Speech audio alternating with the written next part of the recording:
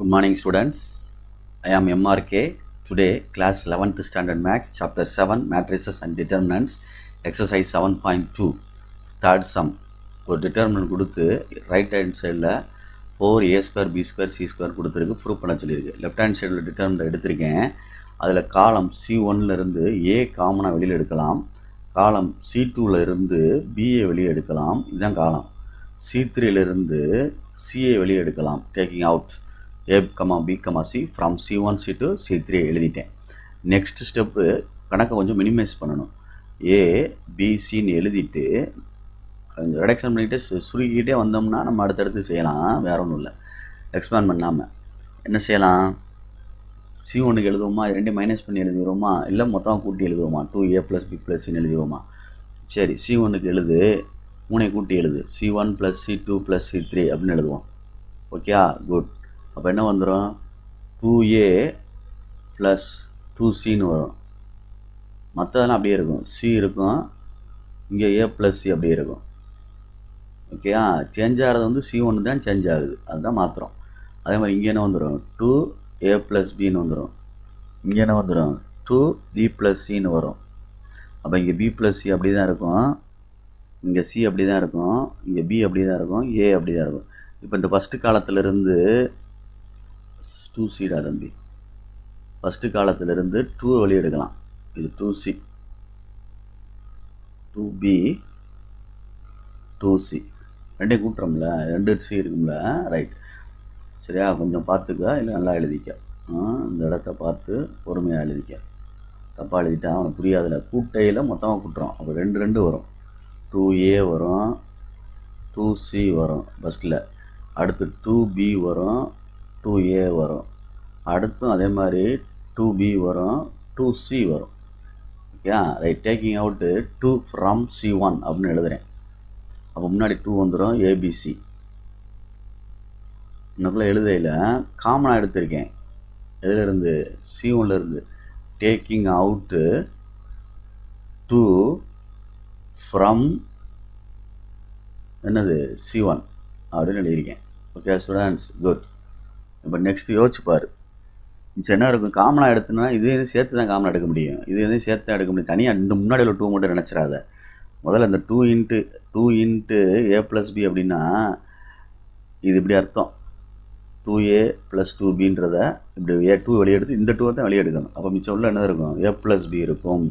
அது மாதிரி ஃபஸ்ட்டில் வந்து a + c இருக்கும், அடுத்து a + b இருக்கும், அடுத்து b + c இருக்கும், நெக்ஸ்ட்டு வந்து c, b, b + c second column, அடுத்து a + c, a, c அப்படின்னு வருது. இப்போ என்ன செய்யலாம்? அடுத்து கொஞ்சம் யோசிச்சுட்டு கணக்கை கொஞ்சம் மினிமைஸ் பண்ணுற மாதிரி பாரு. என்ன செய்யலாம்? ஐடியா பண்ணு, கொஞ்சம் நிதானமாக. ரைட்டு, ஏதாவது மைனஸ் பண்ணுவோம், கணக்கை சுருக்குவோம். 2abc. ஓகே, ஃப்ரண்ட்டில் வந்து ஈக்குவல், டிட்டர்மினன்ட் 2 சைடும். பொறுமையாக பார்த்து பொறுமையாக எழுது. சரி, இப்போ இதில் a + c, இப்போ இந்த ரெண்டையும் மைனஸ் பண்ணால் என்ன ஆகுன்னு பார்ப்போமா? C1ஐயும் எழுத போகிறேன், C1ஐயும் C3ஐயும் மைனஸ் பண்ணி எழுதுனோம்னா அப்படியே கேன்சல் ஆகிரும், 0 ஆயிரும். இதில் வந்து a கேன்சல் ஆகும், b வந்துடும், இதில் c கேன்சல் ஆகும், b வந்துடும். Okay students, good. இப்போ இது ரெண்டையும் மைனஸ் பண்ணால் என்ன கிடைக்கும் பார்ப்போமா? இது ரெண்டையும் மைனஸ் பண்ணால் என்ன கிடைக்கும்? c வந்து a வந்துடும். அப்படின்னா வேஸ்ட்டாக பாரு, c இருக்கும், a + c வேண்டாம், இருக்கட்டும் பார்ப்போம். b இருக்கும், a இருக்கும், b + c இருக்கும், c இருக்கும். சரி, நெக்ஸ்ட் என்ன செய்யலாம் அப்படின்னு பாரு. இன்னொன்று, இது ரெண்டையும் மைனஸ் பண்ணுவோமா? இது ரெண்டையும் 2abc. சரியா, ரைட்டு. C1க்கு எழுத போகிறேன், C1ஐயும் C2ஐயும் கழிச்சு மறுபடியும் எழுத போகிறேன். அப்போ ஓப்பன் ஆகிருமோ? இது ஓப்பன் ஆகிரும்ல உனக்கு. அப்போ நம்ம R1க்கு எழுதுவோம், ஏன்னா ஓப்பன் ஆகிரும்னா C இங்கே மேலே ஓப்பன் ஆகிரும். அப்புறம் நம்ம R1க்கு R2க்கு எழுதுவோமா? R2க்கு எழுதுவோம். R1 அப்படியே இருக்கட்டும், எப்படி வேணாலும் செய்யலாம்டா. C1 C2 சரி, R1 R2 சரி, கரெக்டாக மூவ் பண்ணணும், அவ்வளோதான். R2க்கு எழுதுகிறேன், R2 - R1 அப்படின்னு வச்சுக்குவோம். அப்போ R2 - R1னா R2 - R3, சாரி, அப்போ இப்படி தான் செப்பரேட் பண்ணணும். அப்போ b minus B 0, b minus of minus B plus சின்னு வரும்ல. அப்போ என்ன வந்துடும், மைனஸ் பி கேன்சல், சி வந்துடும். அடுத்து என்ன வந்துடும், ஏ மைனஸ் சி வரும். அடுத்து அப்படியே வச்சுக்கோ, b b plus c c, அவ்வளோதான் கணக்கு முடிய போகுது. 2abc ஓப்பன் பண்ணுவோம்னா எக்ஸ்பேண்டு வந்து C1 வழியாக எக்ஸ்பேண்ட் பண்ணுவோம். எக்ஸ்பேண்டு அப்படின்னு எழுதி எக்ஸ்பேண்டு விரிவுபடுத்துகின்றது எது வழியா, C1 வழியா அப்படின்னு பக்கத்தில் எழுதிடும். அப்போ பி மட்டும் வரும். அப்போ இதுக்கு நேரம் உள்ள இதையும் விட்டுட்டோம்னா இது ரெண்டு தானே கிடைக்கும்.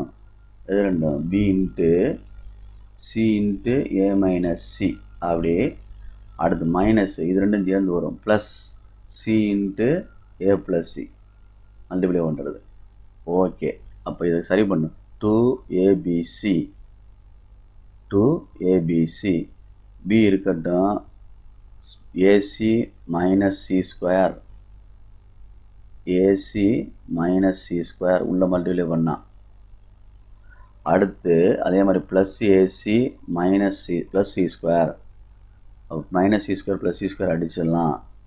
அப்போ 2abc into B into 2ac இருக்கு, 2ac அப்படின்றது. இந்த ஒரு ஏசி இந்த ஒரு ஏசி, அப்போ இது 2abcன்னா அர்த்தம். அப்போ மல்டிப்ளை பண்ணால் 4a square b square c square equal to right hand side. Okay students, good, thank you.